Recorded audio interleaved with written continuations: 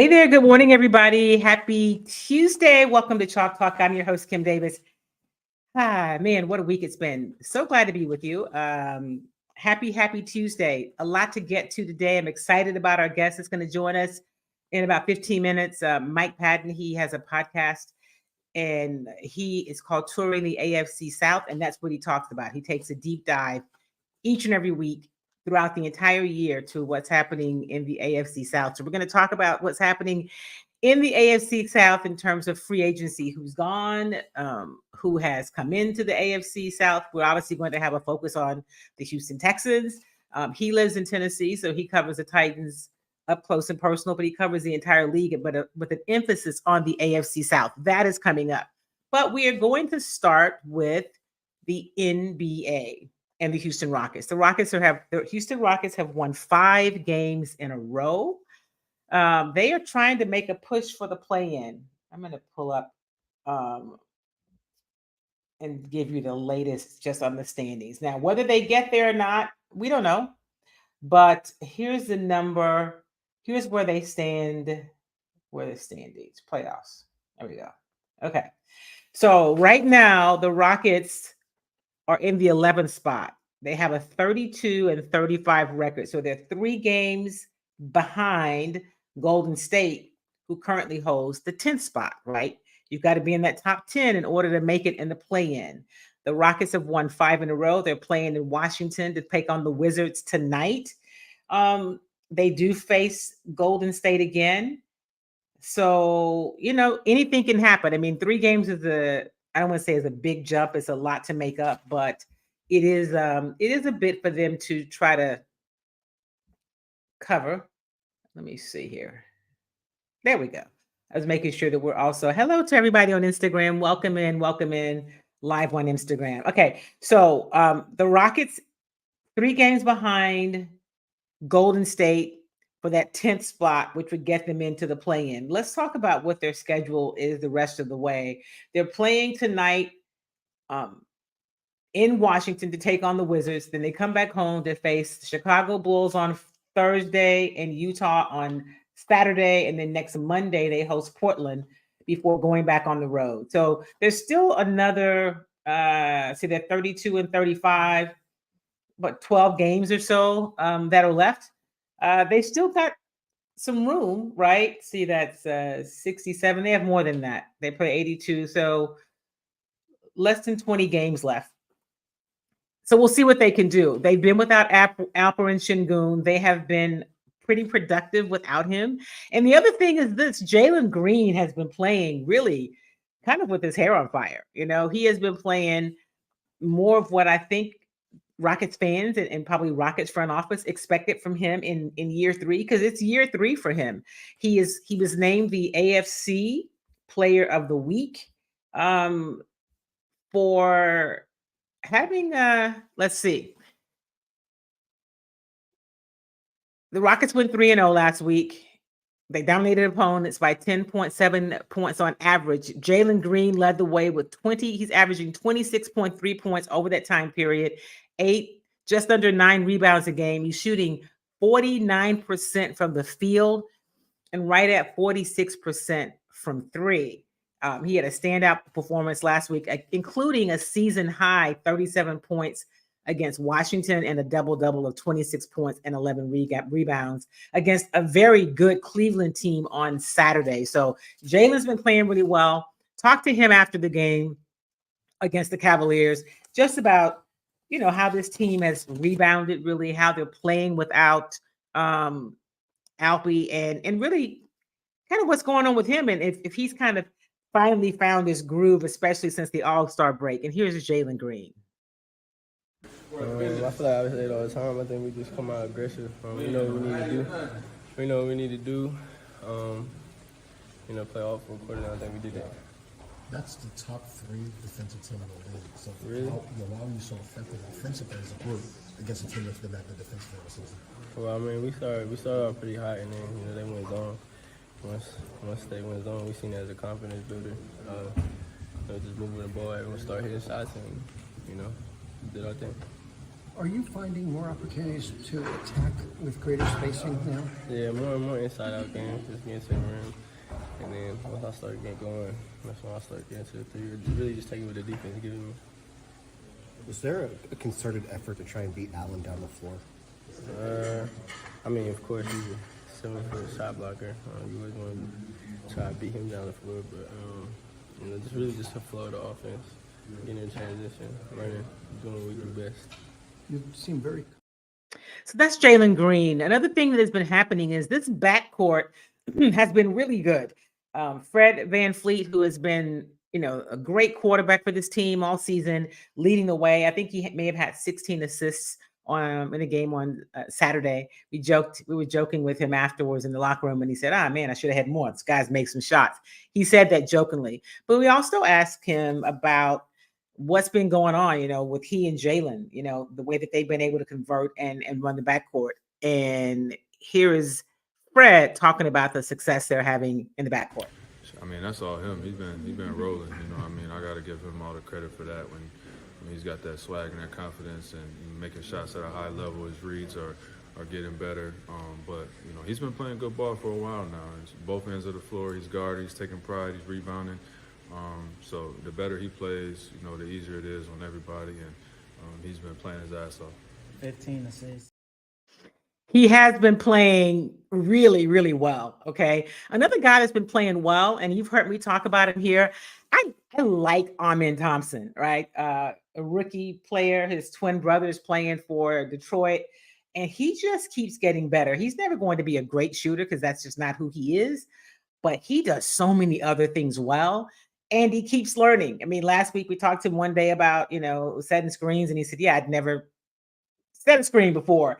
So he's learning. And so I asked Ime Udoka, Coach Udoka, before the game really to talk a bit about what he's seen from Amin Thompson. We talk about him in terms of every game, and he says, he's getting better, but just his ability to continue to improve and keep trying to get better. And here is Coach Udoka talking about the growth of rookie Amin Thompson.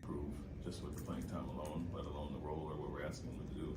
And so, as I mentioned, a guy that's had the ball in his hands his whole career, you put him out there with Fred and Jalen and start lining him now. You kind of have to divide those opportunities, ball handling duties. And so he does impact it other ways. He's great on the offensive glass, great in transition, but when he has a big on him, how can he be used as a screen or be used as a facilitator as well, instead of just attacking the basket the whole time, getting the shots that he wants and maybe shots for our offense. And so, him in the role, him in the pocket with his athleticism and passing ability is an asset to have. And like we mentioned, guys like Ben Simmons, Giannis, and guys like that who have done similar things at times in their career, you can learn and implement those things from them. That's Coach Udoka talking about Amin Thompson. So I wanted to pull up his numbers and share them with you. So he's averaging 8.3 points a game for the season. He's shooting just under 53% from the field, averaging right at 6 rebounds. But over the last 5 games, he had 18 points against the Cavs. He had 20 points and 11 rebounds against Washington. He had 6 points and 4 rebounds against San Antonio. He was 13 points against the Kings and 16 points before that. So he is, but it's what he does defensively, the thing that's really exciting for Rockets fans and Rockets brass. He gets it. He's one of the best wing defenders in the league. He enjoys defending there. And so it is exciting to see that with Amin Thompson. Youth with this team, a lot to look forward to. And we'll see what they do down the stretch. I mean, for the first time in 3 or 4 years, they actually have something to play for other than just pride late in the season. Like, they're not out of it yet. Like, they're still playing for something, and it makes a difference. And they all talk about it. Now, Coach Udoka talked about, of course, it matters to play for something, but he says he doesn't really talk about the standings. We know what we're all here to do. But the guys in that locker room are well aware that they're still within striking distance, but all they can do is control what they can control. They lost some games early on, and maybe they really wish they could get back, but they can't control that. So what they can do now is go out and take the next game and play each night, try to get a win. And that's what they've been doing. Also had a chance to talk to JB Bickerstaff, the coach of the Cavaliers, before the game. He was on this staff in Houston a few years back, and he was on the staff also with Coach Kelvin Sampson from U of H. And Cody Davis asked him a really cool question just about what he remembers about Coach Sampson and seeing the success that Coach Sampson is having. Here is JB Bickerstaff talking about Coach Kelvin Sampson from the University of Houston. I think it's been awesome. He created an identity there of style of play, type of players that he recruits, how great they are, elite defensively, how hard they play, the type of guys he recruits. I think he's done a great job of putting together and building a program. And I think this has got to be the most difficult era to build a program in with the transfer portal and NIL and all that stuff. Guys are moving so easily, and teams change so drastically. To be able to build a consistent program in a time like this, you got to take your hat off to him. I think he's done a great job. Is there anything that you took away from him just working with him for those 3 years? Yeah, his mindset, how he coached guys and what his expectations of guys are, the level of competition that he always tried to hold guys to. That was non-negotiable. You know what I mean? Like when you were with him, there was a standard that he set that you were going to give this level of competition. I think that's transferred over, and it was something that, I try to focus with and use up with our guys as well. I said Cody Davis. That was actually Adam Spolane who asked him that question. Cody asked him about coaching Dylan Brooks. But I thought it was interesting to hear his take. I thought it was a really cool question as far as it relates to Kelvin Sampson and what he knows about him and has seen from him. Of course, Coach Sampson and the Cougars are headed to the NCAA tournament. They are one of the 1 seeds. They got blown out in the Big 12 tournament. And get that out of your system, right? So what? It doesn't change the fact they weren't the number 1 overall seed. I think that became UConn, but they are still one of the ones. So they are a 1 seed. And you got to give the kids some rest who got a little banged up, and we'll see what they do. Will this team be able to finally get there? Will this team be able to live up to what they've been building on and playing all season? We'll talk more about the bracket and the tournament later in the week. And of course, I want to remind you, we're doing another Chalk Talk show on Thursday, and Basketball Hall of Famer Calvin Murphy is going to join us live. So that show is going to be Thursday at 11:30. But we're going to switch gears now and talk a little in NFL action, right? We are in the midst of free agency. As usual, it's kind of a frenzy. I know the Texans fans were a little disappointed on day 1 of free agency because the Texans didn't win day 1. And so we talked about this last week. The people who win day 1, do you want to win day 1 or you want to win the offseason and get ready to be successful in the season? So we're going to talk about that. Before I go to our special guest who's joining us live, I'm super excited because I haven't had him on in a while, and he is an expert about not just the NFL, but in particularly about the AFC South. Hey, good morning, Charles. Welcome. It's good to see you, my friend. Thank you for being here. But I want you to hear from one of the free agents, one of the new players, rather, that is joining the Texans. He's not a free agent. He was acquired via trade from Cincinnati, and that is running back Joe Mixon. The Texans lost out on Saquon Barkley. They weren't willing, obviously, to go to that next little level in terms of salary. And then they lost Motor, Devin Singletary, who signed with the Giants. He was a free agent. But they did sign Joe Mixon. And here is Joe Mixon meeting the Houston media last week, talking about what he brings to this team. One is a leader. I've been a captain the last 3 years in Cincinnati. When I speak, I lead and, speak with command. Guys, they listen and they feed off of me. And, I'm going to just continue to still be the same person that I've been since I walked in out there when I was 20 years old, man. And I've always been a leader, lead by example, and I do be a vocal leader as well. I think that they're definitely getting a playmaker, and I think that the way things was being explained and the meetings that they're willing to showcase everything that I could do, which is very exciting. I've been waiting for this a long time, and I just can't wait to make the most of every opportunity that I can, man, because I just know the type of player that I am and the guys that's around here, and a supporting cast around, I think that I definitely could take this thing to the next level. And, you know, with the quarterback we got in CJ, man, I mean, like I said, he's phenomenal, and I know for a fact he's going to make that next jump. And that's in terms of them playoff wins. That's Joe Mixon, the Houston Texans' new running back. He'll be lined up, in the backfield, a part of that running back room, him and Damian Pierce. And we'll see how DP, bounces back in year two. It was a very different system for him than it was as a rookie. And if he's able to, he basically said he was like starting over because he had to learn that zone blocking scheme. We'll talk more about that as we get closer to some of the OTAs and then get ready for camp. But I want to bring in my guest today, who was kind enough to join me on really short notice, and Mike Patton, who is the host and producer of the Touring the AFC South. I like that. Welcome, my friend. I'm glad that you could join me. Thank you for stopping by for a bit. How are you? I'm doing great. How are you? I'm doing well. So I want to jump right into talking about free agency. It is always a fun time of year for those of us who cover sports, and with a special eye on what happens in the NFL. Let me first ask you your really overall thoughts from what you've seen from free agency. If there's a move that happened that you said, oh my goodness, I'm surprised, this is amazing. And if there's a move you thought, man, why did they do that? What are those things? Well, I can start with the just the overall NFL moves that I liked. Marquise Brown goes from the Cardinals to the Chiefs. 1 year, $7 million, could be $11 million.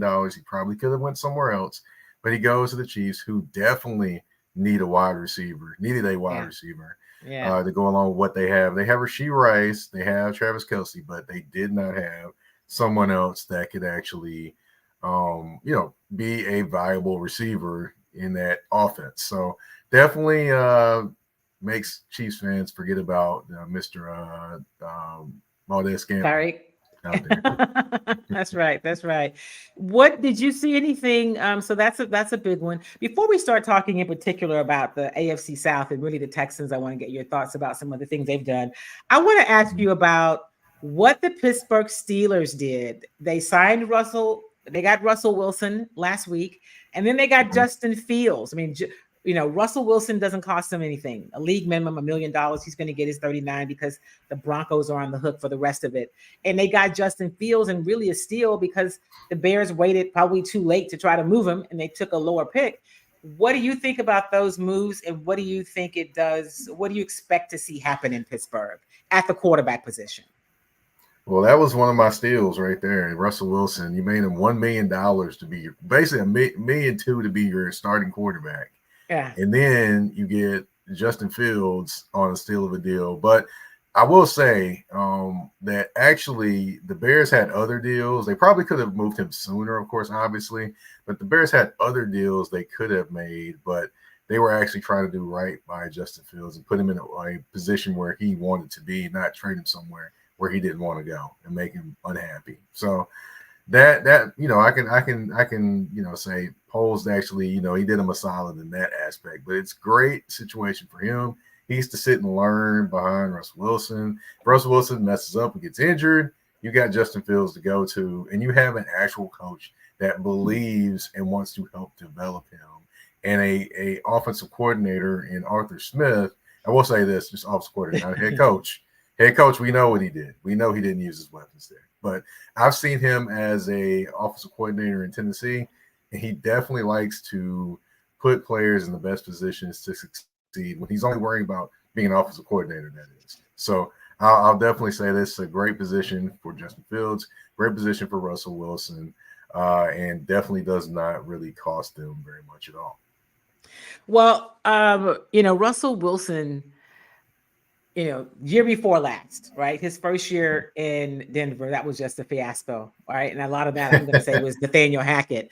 But if you go back to what he did last year, Russell Wilson was not the problem for the Denver Broncos. Now, hey, here's one of my here's somebody saying that Russell won't last the full season. He may or may not, but I think Russell still may have something in the tank. We'll see what he has. I think healthy competition is good. And whatever happens, Justin Fields, I think also has shown that he can play. You can say, yeah, well, GMs must be skeptical because nobody was really trying to make a move for him. I don't think GMs always make the right move. I mean, I think it's a good deal for the Steelers and Mike Tomlin. And I think that gives Pittsburgh, it makes Pittsburgh competitive in a very, very competitive division. It definitely does. And also, I would say this. I think it may be good to actually, for Justin to actually take some time, watch and learn a little bit more from Russell as well. It definitely is going to be interesting just to see how they get along in terms of George Pickens and Justin Fields. I believe they were at Georgia for a time together. I believe they might have been, or they might have missed each other by years. I think they may have missed each other, but yeah. It will be interesting. So let's turn to what's happening in the AFC South, especially with the Houston Texans. Were there any moves? And I know you and I were communicating on Twitter when Jonathan Grenard signed with Minnesota, and I said to you then, I had hoped he would have re-signed here, but I was not surprised. I didn't think that the Texans were going. I think they would have liked to have had him back. I think that he's probably a little light for what they want at that position in terms of size. And although last year he was amazing, 12.5 sacks. It was his best year as a pro.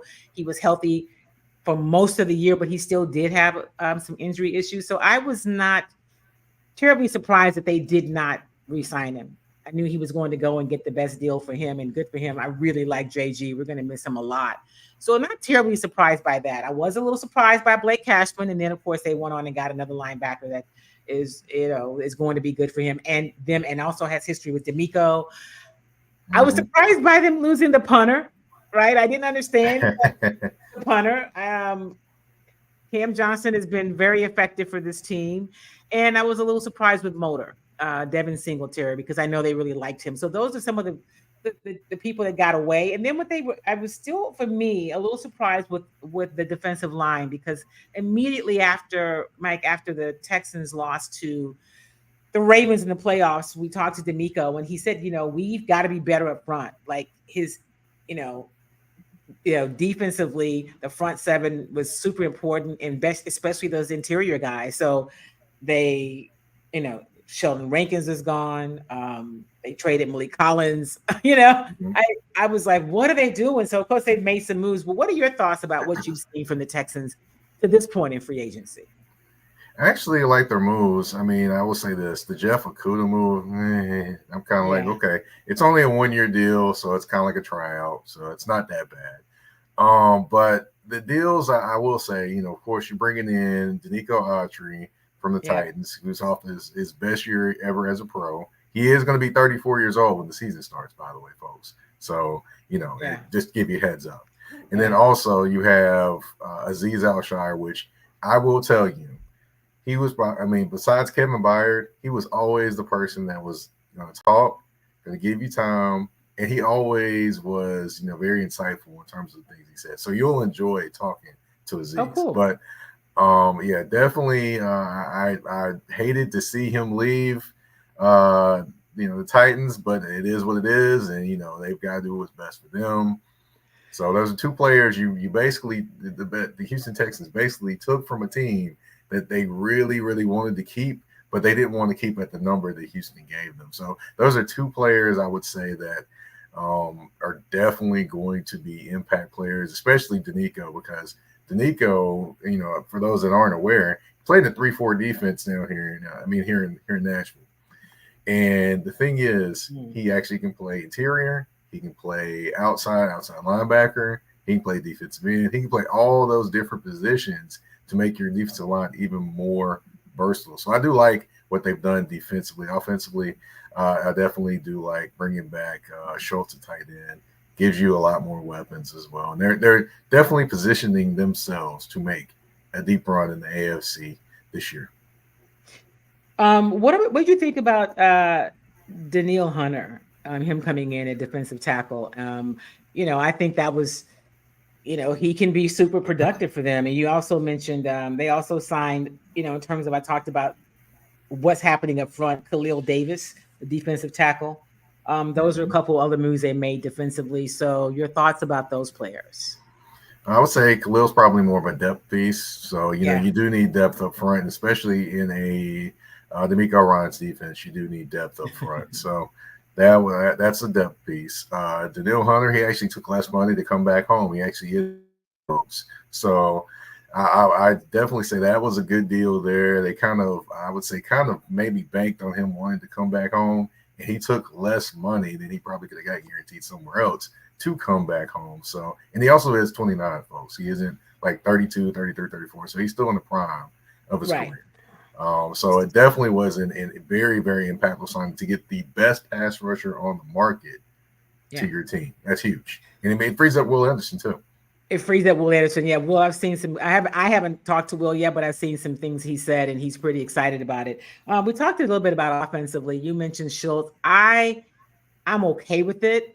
I probably wasn't as big of a Schultz, I want to say fan supporter as some, because I mean he can't block in the running game.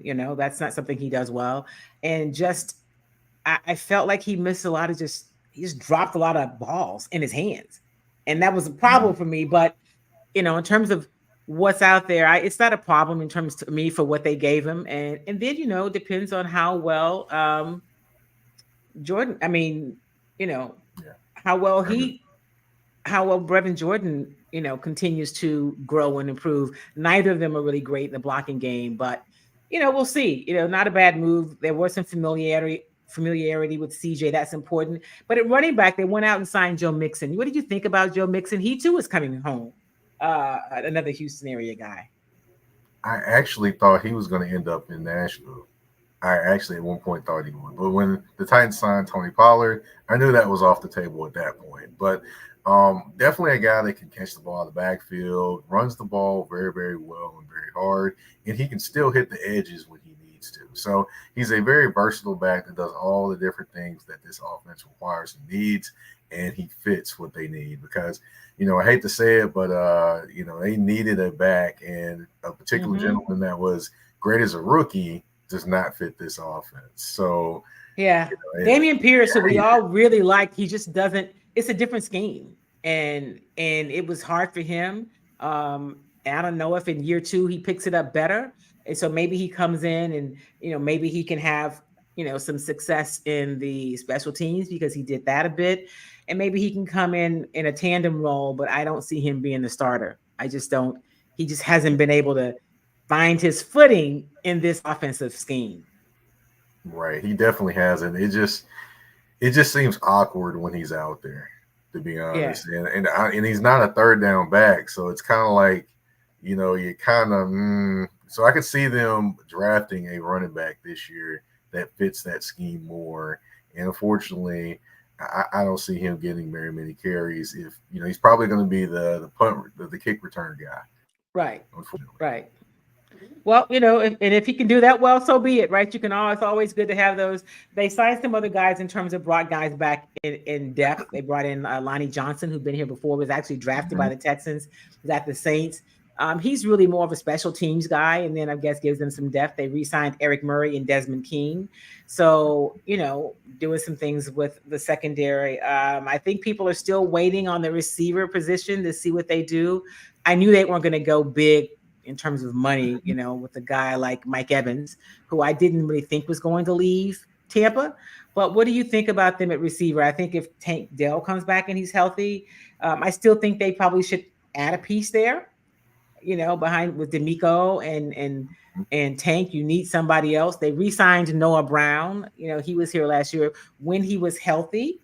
He had a couple, breakout games. I think he had 172 yards in one game. Was it against the Titans? No.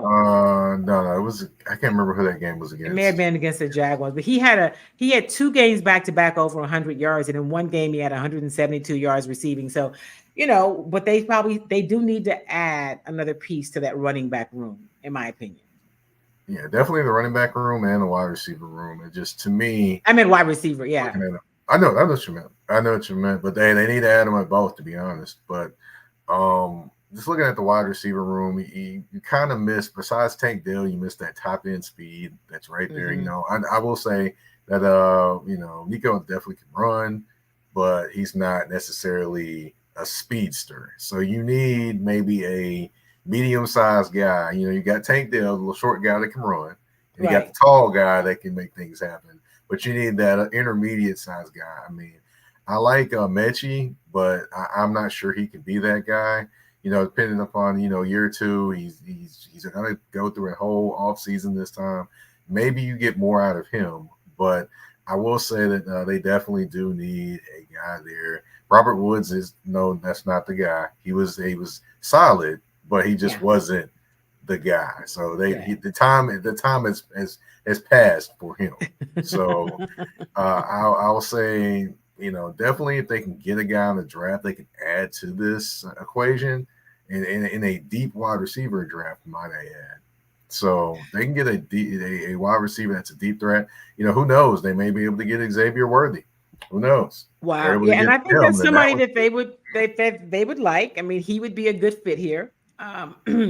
We'll just see what happens. I mean, that what else will happen before the draft, if there are any other moves to be made, and what they end up doing, and which direction they go in the draft. How much could they handle in free agency in terms of shoring up some of the holes in the roster? Mm-hmm. And then what do they do with the draft? What did you think about the other teams in the AFC South? Who got better? Who impressed you, around the league? I will say the Titans did get better, for contrary to belief of some people. But anyway, they did get better.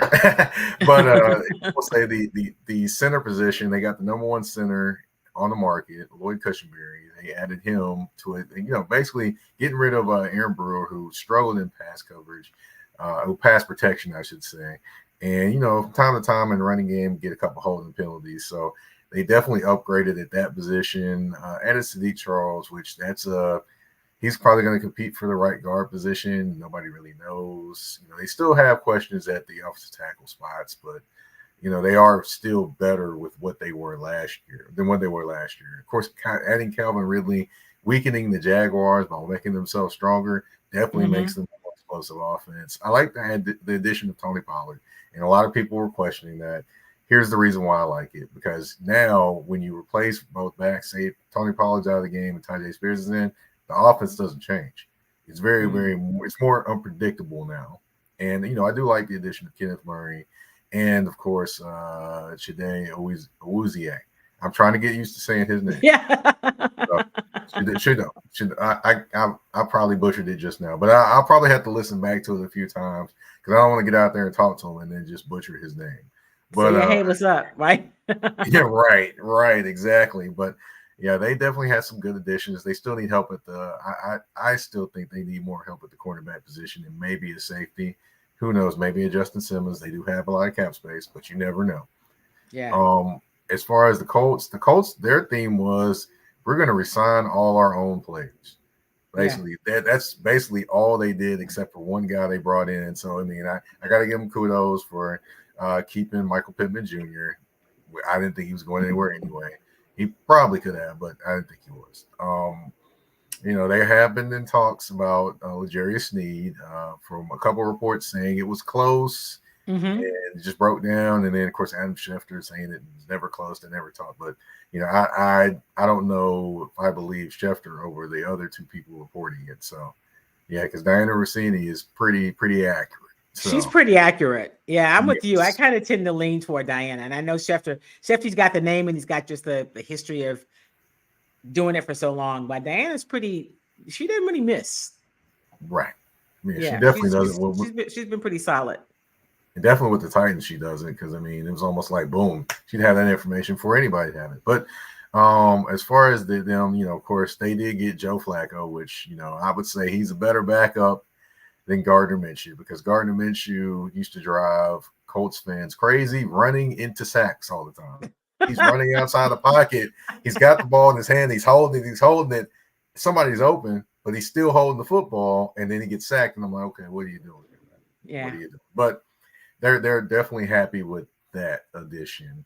Of course, Jacksonville. Now, I have some question marks there. I like the addition of Mitch Morse from the Buffalo Bills to play center for them. That's an upgrade for them.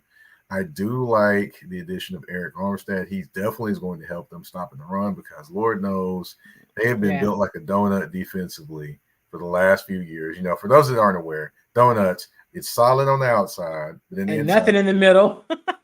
Yeah. So basically, they've been like that defensively for a while. So, Eric Armstead's going to help them there. That's a guy that we thought might come to Houston just because of his history with D'Amico. And when that didn't happen, I think Texans fans was like, "Oh my goodness, what is happening?" And right.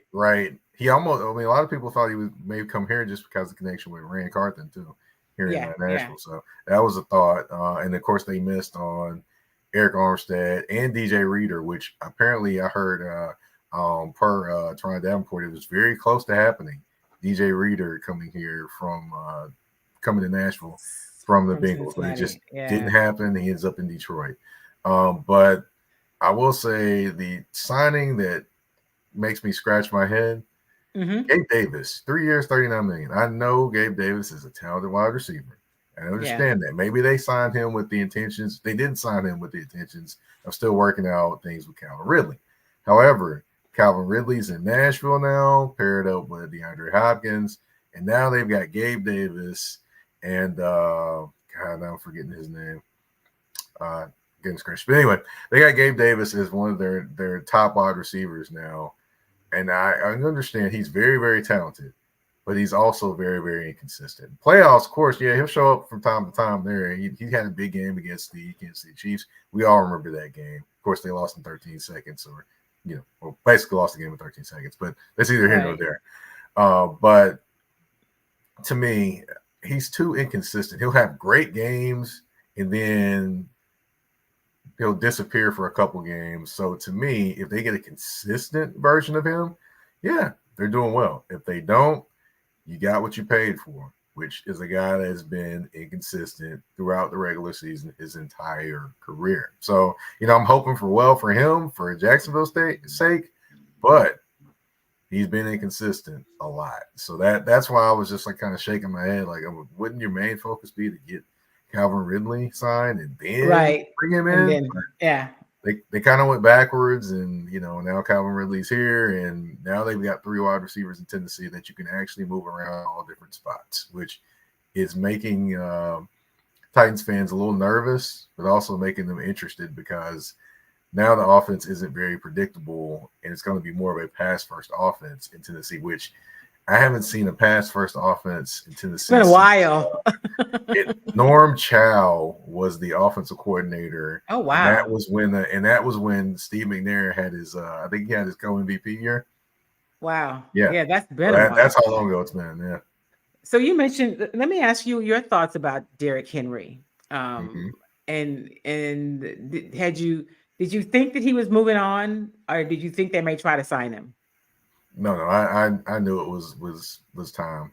You just sense it was time as the season went on. I mean, even during the season, a lot of people knew it was time. And then one moment where he was in, when they talked about the trade deadline passing and him potentially not being here, he talked about how, thinking about, he sounded very reflective, even though the season was still going on.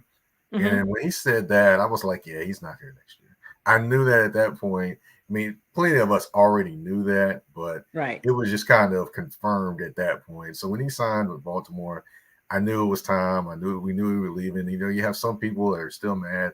Well, we could sign Tony Pollard for this amount of money. Why couldn't we sign Derrick Henry? Keep Derrick Henry here. I was like, well, because it's time. Sometimes it is. Sometimes relationships do run their course, and it's time. And I could just even sense it throughout the season without me being there. That this was probably going to be it for him. Let me ask you this before I let you go. What are your thoughts about Saquon going to Philadelphia? Does that help them a whole lot?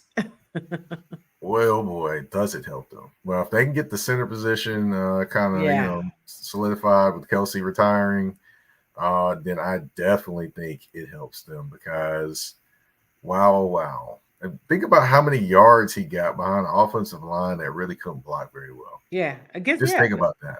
but against one of the worst offensive lines in the league. I mean, I think that's fair to say. Right. What he was So, able to do behind that, and then what he'll be able to do in conjunction with Jalen Hurts. Because people who were trying to be out on Jalen last year, I mean, I don't think Jalen was ever healthy. I don't think he was ever really healthy. He played through it. They struggled. He struggled. I mean, they started out great, and then they just fell off. Adding Saquon, I know that a lot of people in Houston had hoped he'd come to Houston. They made a run, but they got a number, and they didn't, go above the number, and probably believe that they can get what they need from Joe Mixon. I'm not saying he's Saquon Barkley, but yeah, Saquon's younger. In terms of like, there was thoughts of, do you go for Saquon or do you go for Derrick Henry? Well, obviously, of the two, I'm thinking you're going to go for a Saquon Barkley. Right. It just, to me, I kind of like it that he's going to a team in the division because it's almost like a heel turn, like with Hulk Hogan when he messed around and went in there and became the leader of NWO. It's almost that's what it kind of reminds me of. And then I want him to kind of embrace all of that. And you have some Eagles fans, not Eagles fans, but some Giants fans are mad at Saquon, this and another. I'm like, look, you're mad at the wrong person. And like Tiki Barger, who said that whole little thing they had was like, what? Tiki. Now he's mad at Ryan Clark now. So Tiki's just trying to get some nice bit of attention to me. And Tiki blew his time trying to be the guy. I meant him or Rodney. I think I meant Rodney. But anyway, it just Tiki's just doing too much. But he's doing too much. To me, way too much. To me, it's you can't be mad at your management. You paid a quarterback who really didn't do a whole lot. He was just basically don't turn the ball over guy. Right. You paid him $40 million a year, and then you turned around and said Saquon and said, hey, we're going to franchise you. Honestly, it should have been the other way around. I'm not saying you break the bank for Saquon, but you make sure your running back is taken care of. You take care of the guy who's been the biggest part of your offense, right? He had been their offense. He had been their offense. Yeah, it just was frustrating to watch that, and I'm glad for him that he's getting out of there because it just And then there's I'm hearing there's some talk of them wanting to get Bo Nix too. Boy, yeah, good job, Saquon. Way to get up out of there. Right, way to get out of there. What are you looking forward to in the draft? I know we still are, a little more than a month and a week away from the draft. What are you looking for in the draft? Obviously, the Bears are going to draft Caleb Williams. I mean, I can't imagine that they would not. But beyond those first couple quarterbacks, because we know the Commanders, they've got to get a quarterback. What are you looking forward to in the draft to see where somebody goes? Or, what are your expectations about the draft? Well, there's a lot of talk about what the Titans are going to do at 7, to be honest. There's talked about drafting, Joe Alt. That's the consensus for a lot of people. But there's also talk about Brock Bowers, the tight end from Georgia. There's also some people talking about what if Marvin Harrison Jr. drops. Those type of things. Those type of talks have been happening in Nashville. So that'll be interesting just to see what happens there. As far as the overall draft, I mean, it's going to be interesting because there's a lot of wide receivers, a lot of depth in wide receivers. So it's going to be interesting just to see where all those wide receivers slot and fall because not all of them are going to go high, as well as quarterbacks. After Caleb, you got Drake May, you've got I'm forgetting the name, I know. But it just, to me, it's going to be interesting just to see where those quarterbacks land, as well as there's going to be some trade that we're not thinking of that's going to happen. I just see it coming because the last couple of years there's been trades coming that no one saw happening, and then boom. So to be honest, it would not surprise me if there's a player traded and draft picks are moved up or down that board. It would not surprise me. And one player that I'm thinking about that potentially could happen with just depends on what happens in the next month.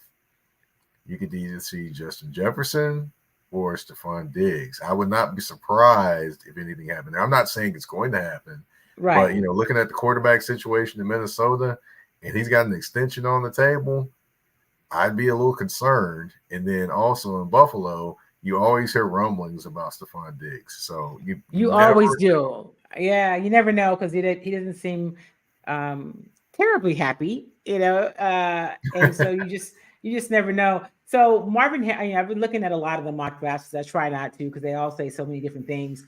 Many of them have Marvin Harrison going as high as 4, which is make him be a Cardinal. And I'm looking at one that has Joe Alt going to the Titans at 7. Would that excite you? Well, as far as the Titans, it would definitely excite them because if they saw their offensive tackle position with Mr. Andre Dillard, this would excite them very, very much. Yeah. Well, it will be. It'll be interesting. There'll be a lot, and like you said, I mean, who knew last year that Houston would make a deal on the day of the draft and be able to move up and get Will Anderson and along with CJ? I mean, that was something that happened as late as that, and then like you said, we're going to see as the pro days go on, we're going to see movement in terms of some guys dropping, some guys moving up. What's going to happen? We hate to see this, but who's going to do something silly that impacts their draft stock, right? Because that's probably going to happen too. It's any number of things will happen between now and April 25th, which is the first day of the draft. Right. I'll never forget the Buffalo Bills drafting John McCargo from NC State when no one had him as a first-round draft pick. I'll never forget that. Wow. I remember, what's the quarterback, because they've had so many. I don't think he's in the league anymore. The Jaguars took at like 3, and nobody, what is his name? Is it Blake Bortles? Blake Bortles. Remember when they took Blake Bortles and there people were like, what? That they took him, I think he was at 2 or 3 that they took him that high. I honestly can't remember. I just remember he was good for fantasy football people because they were always coming back and he was compiling useless stats. Right. But he wasn't good for them on the field. Well, listen, Mike, I appreciate you jumping in. Tell people, I know how they can follow you and when they can catch AFC South. He has his hand, his thumb on the pulse of everything happening around the league, but especially if you want to know, if you're a Texans fan and you're interested in what's happening in the AFC South, he does a great job of breaking it down and keeping us posted on that. All right. Well, you can find me on, of course, the artist formerly known as Twitter. I don't call it X. I don't call it Twitter. I just, pay homage to Prince and say where I am. But you can find me on the artist formerly known as Twitter at Mike Patton 82. That's MikePatton 82. And also you can find me on Instagram and Threads at that's THA, not THE, _general_NP, and Touring the AFC South on all listening platforms and YouTube. Awesome. Well, Mike, I appreciate you. We'll do it again before the draft because there's always stuff happening. And if something exciting comes up, let me know. But I appreciate you, my friend, always jumping in and always just having such great information. Thank you for being a part of Chalk Talk today. The audience appreciates you, as do I. Also have something special coming, and I'll make that announcement at the end of the month. I have something for people. Awesome. Well, cool. Enjoy what I'll have coming. I can't wait. I look forward to it. And I'm going to be launching something new too in the next about a month. So we'll both be launching stuff, and we'll just we'll see what happens. Right. All right. Thank you, Mike. I appreciate you, my friend. Yes, ma'am. All right. That was Mike Patton. Make sure you follow him if you're not. Follow him on Twitter and make sure you subscribe to his show. It's really always good information that he stays on top of what's happening around the league and especially around the AFC South. So that is going to do it for us today. I thought I was going to do a little shorter show, which is a little shorter. I want to remind you that on Thursday, NBA legend, Houston Rockets legend and current broadcaster, Hall of Famer, Calvin Murphy is going to join me on Thursday. We're doing a Chalk Talk show at 11:30. So make sure that you mark your calendars to be back here and join in and hear from Calvin. He's always a piece of work, and just fun because he's right there. He's got a wealth of knowledge. And if you know him from playing, but you know him from the broadcast.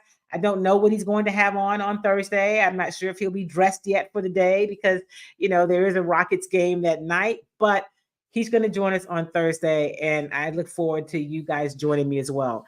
Remember, if you're not registered to vote, get registered. For those of you who are registered, there's a special election coming up. There'll be runoff elections. Make sure you vote. I never tell you who to vote for. I'm always going to say, you got to vote. You got to vote. Thank you, my friend. Kim Edwards Williams of Eyebrow Energy and I Love Jinka. I love you too, my friend. Make sure you vote. Get ready. Be engaged. And here's who you vote for. You vote for your values. You vote your values and what matters to you and your family and your community. That's my encouragement about how you should vote. But most definitely, you've got to participate in the process. I always say this, if your vote didn't matter, they wouldn't try so hard to keep you from being able to vote. And with that said, we are out of time. Oh yeah, I've had some of you ask me about these cups. I am getting some. They'll be a part of a line of products I'm launching for in conjunction with Chalk Talk. So stay tuned and I'll let you know how you can get in on a pre-order and in the next couple of weeks. So a few things to stay posted on and launching something new and different. Definitely stay tuned and stay engaged and all that good stuff. Here's the cup. Kim says, show the cup. So yeah, I'm going to be selling these cups. It's taken me a while to get them in, but I'm working on it. Also trying to get the one that's for basketball. I'm going to start with football and then we'll see how that goes. So have a great day, everybody. Remember, our friends over at I Love Jinka, go check them out at HEB stores, not just in Houston and Southeast Texas, but you can also find them in Austin and San Antonio. Follow them at ilovejinka.com. If you want information about what Jinka really does, we talk about it on this show each and every week, but check them out. And if you're buying HEB, go in and make sure you get your capsules or your paste. If they don't have it, you tell them, hey, that's what I'm here for. I need you guys to order it. All right, everybody, make it a great week. I'll see you Thursday at 11:30 a.m. with Calvin Murphy for Chalk Talk. Peace.